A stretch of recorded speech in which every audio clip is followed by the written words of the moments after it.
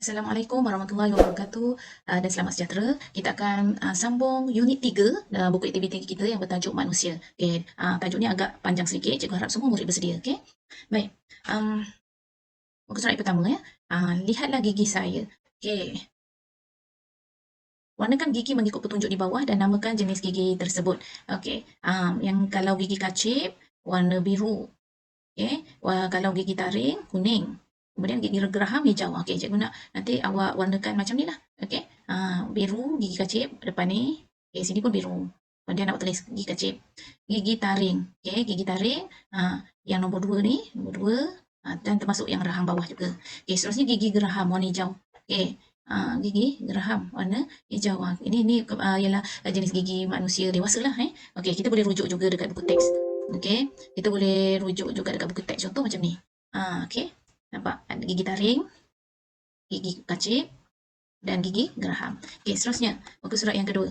Okey, jenis gigi. Yang ini kena tengoklah apa fungsi gigi ni. Tadi kita tengok tadi giginya macam mana. Okey, dia apa tu atasnya tajam, runcing, bawahnya pun runcing. Kalau kita nak tahu dia gigi taring, atas dia tajam, runcing, bawahnya pun runcing. Jadi apa tugas gigi taring? Mengoyakkan makanan. Okey, mengoyakkan makanan. Kita tengok kat teks ni, mengoyakkan makanan. Okey, gigi geraham. Gigi geraham apa fungsi kat sini tadi? Gigi geraham melumatkan makanan, melumatkan makanan. Okey, seterusnya yang bawah ni. Dia beza sikit dengan gigi kacip. Tengok atas dia dekat nama ni rata, nampak? Jadi apa tugas gigi kacip? Gigi kacip ialah untuk memotong makanan. Okey, jadi cikgu nak awak sesuaikan betul-betul lah. Okey, ni tadi apa? Gigi. Gigi apa tadi ni? Yang atasnya runcing, bawahnya pun runcing. Taring namanya kan? Okey, gigi taring mengoyakkan makanan. Gigi geraham melumatkan makanan. Manakala gigi apa tadi ni? Gigi kacip dia memotong makanan. Dia berada di sebelah depan macam tu. Okey, seterusnya tandakan betul pada jenis gigi yang betul dan mengikut fungsinya. Tadi kita ingat tadi. Yang ini dia apa? Ni kan mengoyakkan makanan kan, tengok dia mengoyakkan isi daging. Jadi jawapannya gigi taring.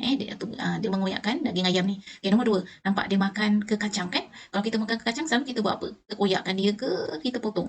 Tak kan? Kita mesti melumatkan. Okey, yang melumatkan tu ialah gigi geraham. Gigi geraham. Okey, seterusnya ni kita makan buah. Ni makan nampak gaya makan buah strawberry. Dia di sebelah depan aja. Jadi kalau memotong jawapannya gigi kacip. Okey, seterusnya. Yang ni kelatan rentas gigi. Kalau boleh cikgu nak awak lukis macam murid ni lah betul-betul dan labelkan sekali. Jangan lupa labelkan setiap satu ni. Okey, awak labelkan nama, gusinya, dentinnya, saraf, salur darah. Ini ada dekat buku teks. Okey, cikgu nak awak lukis betul-betul lah. Okey, sekejap Okey, kalau kat sini kita cikgu boleh ambil ni lah yang dekat buku teks ni macam ni awak kena lukis. Okey. Okey, dekat struktur gigi ni cikgu ambil daripada buku teks ni juga. Jadi awak akan lukis betul-betul samalah macam dalam buku teks tu. Okey. Tak cantik tak apa tapi lebih kurang lah. Dan awak labelkan semua. Dia ada 5 kat sini kan. Dia ada 5 gusi, salur darah, enamel, dentin, saraf. 5-5 semua ada. Enamel ni yang putih, yang keras ni. Dentin di sebelah dalam daripada enamel. Kemudian gusi yang warna merah ni. Okey, saraf. Saraf warna kuning kalau ada tunjuk kat sini. Kemudian salur darah yang warna merah dan biru ni. Awak tengok situ. Okey. Buat betul-betul lah. Satu-satu ikut dalam buku teks. Iaitu kerata rantas gigi. Seterusnya set gigi manusia. Set gigi manusia. Okey, set gigi ada 2 jenis. Satu set gigi susu dan set gigi kekal. Apa persamaan kedua-duanya? Persamaan kedua-duanya, kedua-duanya gigi susu dan gigi kekal ni ada gigi kacip, ada juga gigi taring dan juga gigi geraham. Okey, set gigi susu dengan gigi kekal persamaannya kedua-duanya, salin kat sini kedua-duanya ada gigi kacip, gigi taring dan gigi geraham. Okey, perbezaan. Apa perbezaannya? Okey, perbezaan bilangan gigi susu sikit. Bilangan gigi susu 20 saja sebab dia untuk kanak-kanak. Manakala bilangan gigi dewasa macam cikgu ni dah banyak gigi jadi 30. Okey, 32. 32 gigi. Okey. Mungkin cikgu boleh tengok dekat, cikgu boleh tunjukkan dekat kawasan ni gigi susu dan gigi kekal. Kita boleh tengok dekat muka surat 34 dengan 35 dekat buku teks. Jadi awak boleh masukkan kat sini dengan mudah lah. Okey, cikgu ulang balik, cikgu buka. Okey, bilangan gigi untuk dewasa 32. Ketebalan enamel kalau gigi susu ni dia nipis saja, nipis. Sebab dia apa ni untuk kanak-kanak. Jadi kalau awak tengok adik awak punya gigi tu kecil-kecil saja berbanding awak tengok gigi ayah awak tebal. Enamelnya sangat tebal. Okey, mula tumbuh. Mula tumbuh kalau untuk murid untuk budak kecil ni masa umurnya sekitar 6 bulan. Tapi ada juga yang daripada baby lagi dah keluar dah tumbuh gigi. Okey, manakala gigi kekal 6 tahun dia mula tumbuh. Okey, jangka hayatnya sangat pendek, okey, jangka hayatnya pendek. Sebab itulah namanya gigi susu dia tak kekal. Kalau gigi kekal tu dia insya-Allah dia sampai kita meninggal dunia. Okey, jangka hayatnya panjang. Kemudian saiz gigi susu kecil, saiz gigi kekal besar. Okey. Awak boleh tengok kat sini lah. Kat sini pun ada sama je. Ini perbezaan gigi susu dengan gigi kekal. Persamaannya apa tadi? Persamaannya kedua-duanya ada gigi kacip, gigi taring dan gigi geraham. Okey, seterusnya. Okey, gigi saya sihat. Perhatikan gambar. Kemudian isi tempat kosong dengan amalan penjagaan gigi yang betul. Kita rujuk muka surat 37 dan 39. Macam mana kita tengok satu-satu. Ni penjagaan kesihatan gigi. Okey, gigi sihat kerana saya apa? Okey, ni. Cikgu tunjuk sini. Gigi saya sihat kerana saya gosok gigi 2 kali sehari. Berus gigi 2 kali sehari. Berpandukan gambar lah. Kita kena tengok berpandukan gambar ni. Okey, seterusnya gigi saya sihat kerana saya guna floss untuk keluarkan sisa makanan. Okey, ni dia guna floss ni yang macam benang ni namanya floss keluarkan sisa makanan. Seterusnya nombor 3, gigi saya sihat kerana saya jawapannya apa tengok gambar ni. Muridnya berkumur-kumur untuk keluarkan sisa makanan. Dia berkumur-kumur untuk keluarkan sisa makanan. Okey. Kat sini ada gambar-gambarnya. Kita sambung ke surat seterusnya, amalan penjagaan kesihatan gigi. Tulis betul atau salah pada kotak jawapan. Nombor 1, berkumur sebelum makan dapat mengeluarkan sisa makanan di celah gigi. Dia cakap sebelum. Patutnya selepas makan Jadi jawapannya salah. Okey, seterusnya.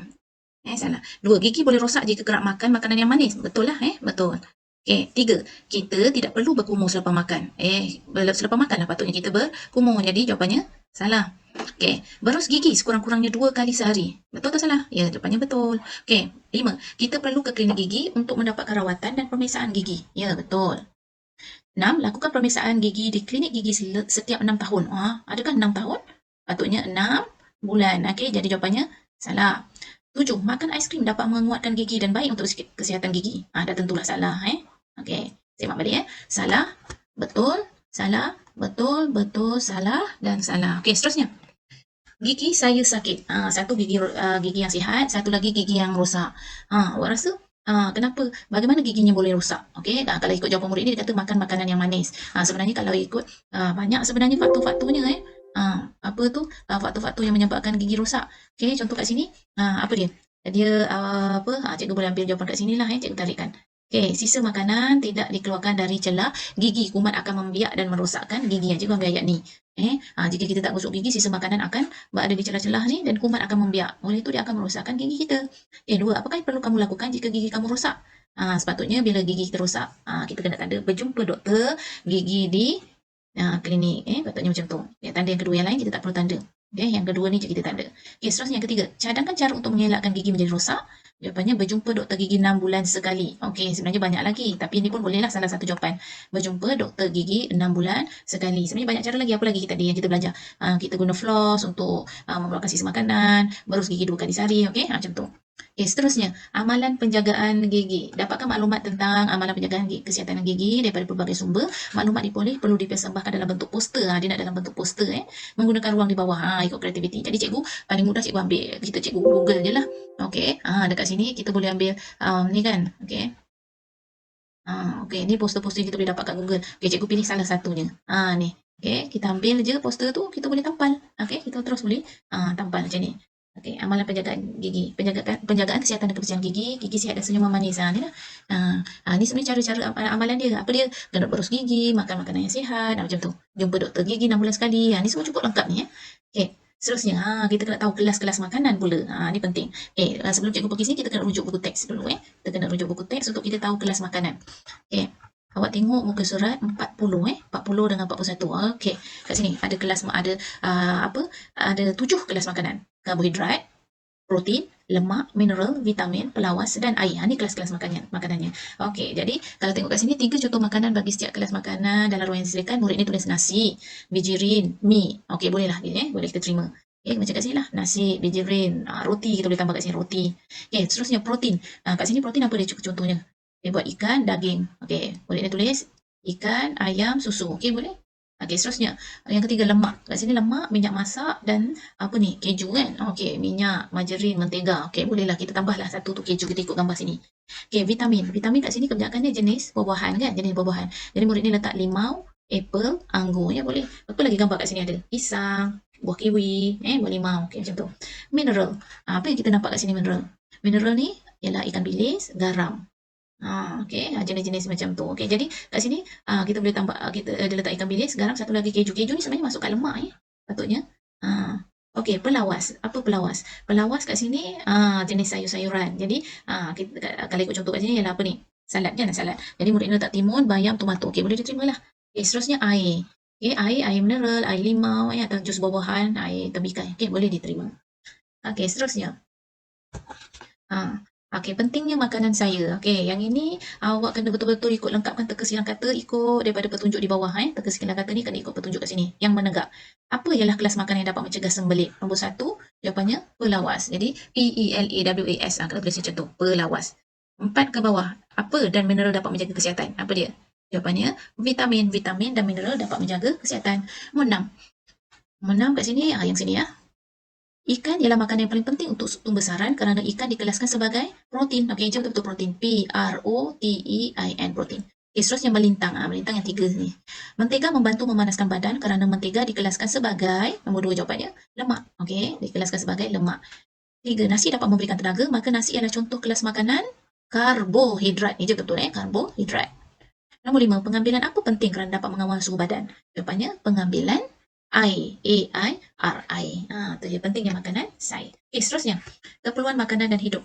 Bayi perlu minum susu kerana susu dapat membantu bayi membesar. Okey. Okey, salin jawapan tu membesar. Okey, bila baby tu buat minum susu maka dia cepat besar. Okey, nombor 2. Pada hari yang panas, kita perlu minum banyak air kerana air dapat mengawal suhu badan. Yang ketiga, tengok gambarannya. Aduh, susahnya saya nak buang air besar. Okey, jadi budak ni perlu makan apa? Makan sayur-sayuran dan buah-buahan untuk mengelakkan jadinya daripada sembelit. Okey, mengelakkan daripada sembelit, kita perlulah makan cukup buah-buahan dan sayur-sayuran. Tulis kelas makanan dan kenal pasti kepentingannya berdasarkan kandungan makanan dalam nasi lemak dan IT di bawah.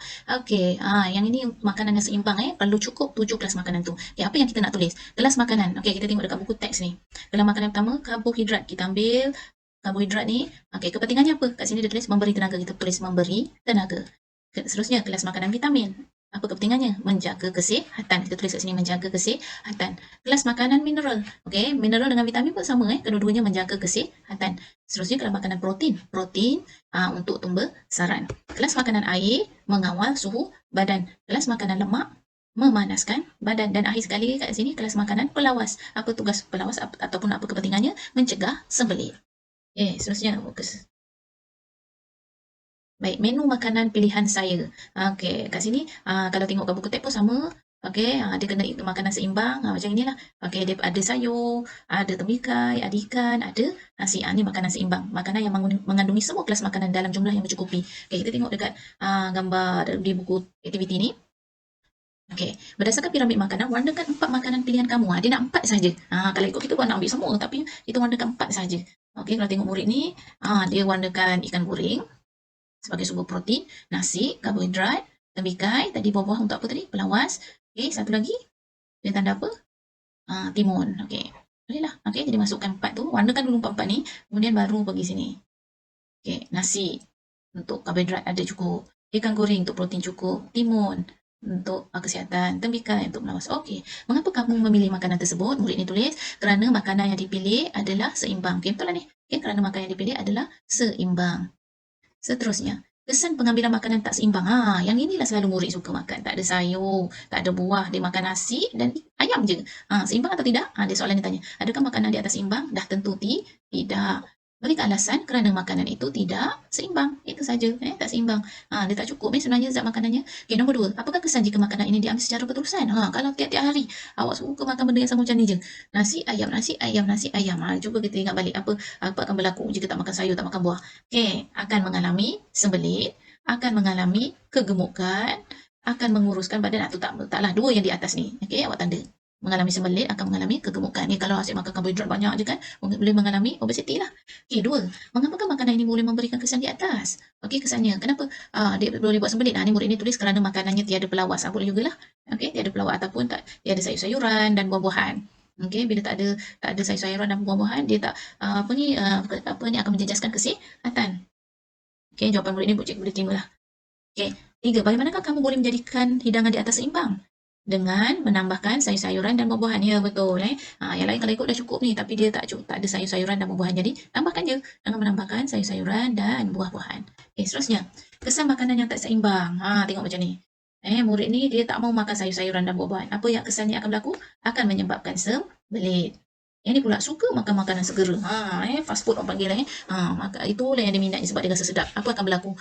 Akan menyebabkan kegemukan, boleh menyebabkan obesiti. Kenapa? Sebab bila makan makanan segera ni dia terlebih gula, kemudian karbohidratnya terlalu tinggi, boleh menyebabkan kegemukan.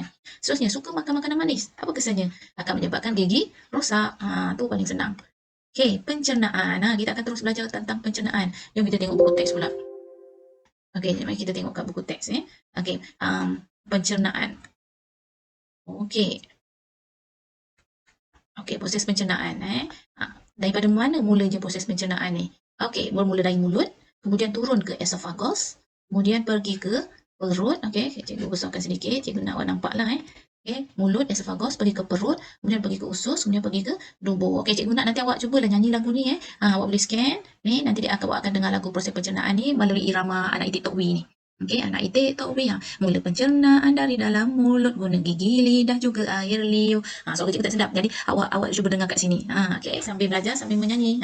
Okey, jadi kita cuba buat. Ni. Apa tu dekat buku aktiviti. Bahagian yang pertama mulut. Proses makanan dihancurkan oleh gigi, lidah dan air liur. Benda ni semua ni ada kat mana? Dekat dagu ni. Dia guna gigi, lidah dan air liur. Seterusnya bahagian esophagus. Esophagus, proses laluan makanan, dia akan prosesnya daripada esophagus ni dia terus lalu ke perut. Lalu laluan makanan ke perut. Okey, bahagian perut pula. Apa fungsi perut pula ni? Okey, makanan dihancurkan menjadi semakin halus. Okey, makanan dihancurkan di dalam perut ni akan menjadi semakin halus. Kemudian bahagian usus pula. Proses apa dipanggil? Nutrien daripada makanan akan diserap. Okey, nutrien daripada makanan akan diserap ke bahagian usus ni. Kemudian last sekali bahagian dubur. Okey, bahagian dubur prosesnya makanan tidak tercerna, akan keluar melalui sebagai tinja. Okey, akan keluar sebagai tinja. Apa maksud tinja? Tinja tu ialah najis najis yang dikeluarkan oleh kita apabila makanan tidak tercerna. Tu dia. Okey. Cikgu rujuk lagi buku teks supaya awak lagi faham lah. Kena tengok ni bahagian esophagus, bahagian perut, ni bahagian usus. Ni tadi nutrien kami diserap ke dalam usus. Okey, kita teruskan lagi. Baik, kita tengok perjalanan makanan kita. Cari laluan yang betul untuk membuat urutan aliran makanan semasa pencernaan. Okey, bermula di sini. Okey, cikgu nak awak garis betul-betul lah nanti. Okey, mulakan dari sini. Kita akan mula dari mana kalau kita makanan masuk? Ya, mestilah mulut dulu. Okey, masuk ke mulut. Lepas mulut, okey kita ikut lagi laluannya pergi ke mana. Okey, kalau ada tersekat tu salah lah. Kita cari betul-betul. Okey, akan jumpa apa? Ya, esophagus. Akan jumpa esophagus kat sini. Kemudian, lepas esophagus pergi mana? Kita akan cari jumpa perut. Okey, lepas perut akan pergi ke usus. Kita akan jumpa usus. Okey, lepas usus, naik lagi. Last sekali kita akan jumpa dubur. Dan tamat. Okey. Susu aliran ni kita akan pergi ke bawah ni lah. Cikgu nak awak tulis betul-betul kat bawah ni. Mulut, pergi ke esophagus, pergi ke perut, kemudian usus, kemudian dubur. Macam tu. Okey, seterusnya, makanan tercerna. Jawab semua soalan berikut dengan mengisi tempat kosong. Huruf yang ditulis pada kotak perlu disusun semula untuk mendapatkan jawapan bagi soalan 2. Benda ni, kita jawab dulu soalan yang pertama ni akan jumpalah bawah. Okey, makanan dikunyah menjadi cebisan kecil di mulut. Okey, jawapan yang tak ada ni T lah. T. Gigi, lidah dan air liur membantu proses pencernaan di dalam mulut. Yang kedua ni I. Okey, seterusnya, makanan dari mulut dibawa ke perut melalui saluran yang tertinggal ni N. Okey. Sempit yang dipanggil esophagus. Kemudian yang keempat, nutrien makanan diserap ke dalam usus yang panjang. J yang tertinggal. Yang kelima, dubur ialah urutan aliran makanan terakhir di dalam badan. A tertinggal. Okey, apa huruf-huruf yang kita jumpa tadi? T, I.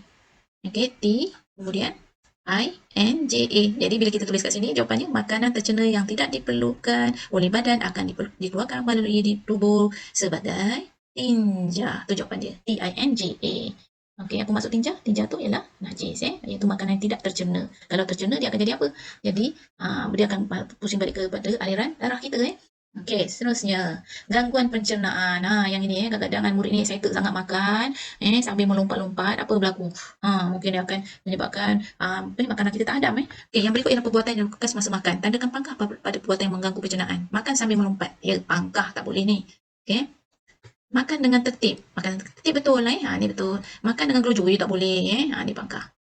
Berdasarkan jawapan di atas, lengkapkan ayat di bawah. Okey, yang ni awak salin balik. Perbuatan makan sambil melompat ni, ayat ni awak bawa turun ke bawah. Perbuatan makan sambil melompat dan makan dengan gelojoh boleh mengganggu pencernaan. Ayat ni je. Okey, tulis bawah. Tandakan pangkah pada kesan perbuatan di atas. Apa akan berlaku jika makan sambil melompat dengan makan gelojoh? Dia akan menyebabkan kita tersedak. Okey, tanda pangkah di sini. Menyebabkan muntah. Makanan mudah dicerna ni taklah, ini untuk yang murid yang makan dengan tertib. Okey, biarkan kosong macam tu. Okey. Kita sebenarnya dah habis. Itu sahaja unit 3 tentang manusia. Cikgu harap awak boleh jawab dengan betul lah dalam buku aktiviti. Okey, itu saja daripada cikgu. Terima kasih belajar bersama-sama, sudi belajar bersama-sama dengan cikgu. Bye-bye semua.